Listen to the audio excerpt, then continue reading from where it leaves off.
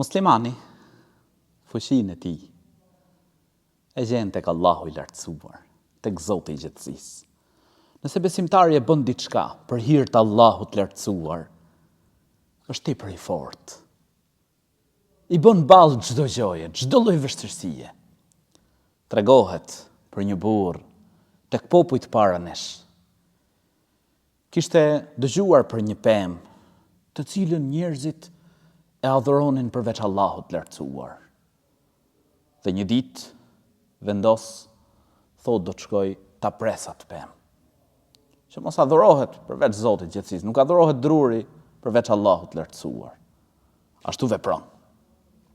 Niset gjatë rrugës, shejtani i del në formën e një njeriu.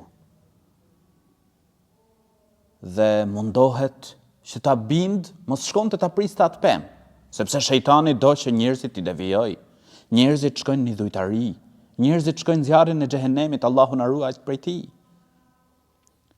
E në diskutime sipër kapen me njëri tjetrin derisa ky besimtari e mund. Atëherë shejtani nuk sheh zgjidhje tjetër vetëm se ta joshte me diçka. Mos ndoshta pranon, mos ndoshta kthehet pas.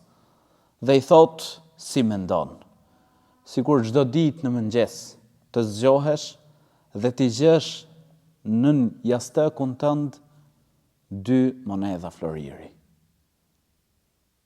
Pranon, të nesërmen në mëngjes i gjen 2 monedhat poshtë jashtëkut.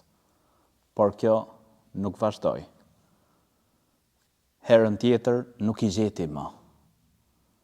U zgjua i natosur, i mërzitur, u nis për ta prerë pemën.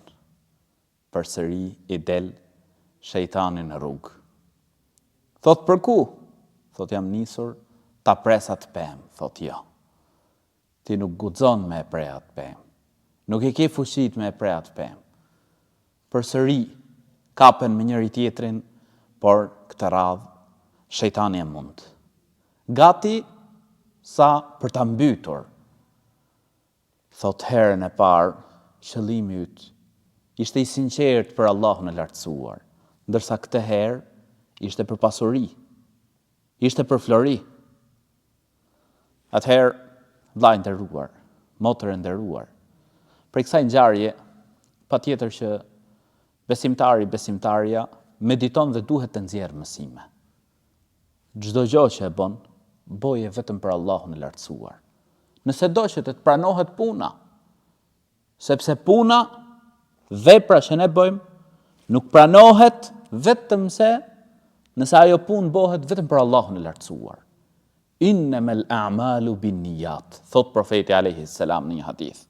Me të vërtetë, punët, pra siç kuptohet për hadithit, shpërblehen sipas qëllimit. Nëse diçka e bën për Allahun e lartësuar, ti je tepër i fortë. Merr shumë shpërblime. E lutim Zotin e gjithësisë që të na bëj prej të sinqertëve dhe çdo gjë që bëjmë ta bëjmë vetëm për Allahun e lartësuar.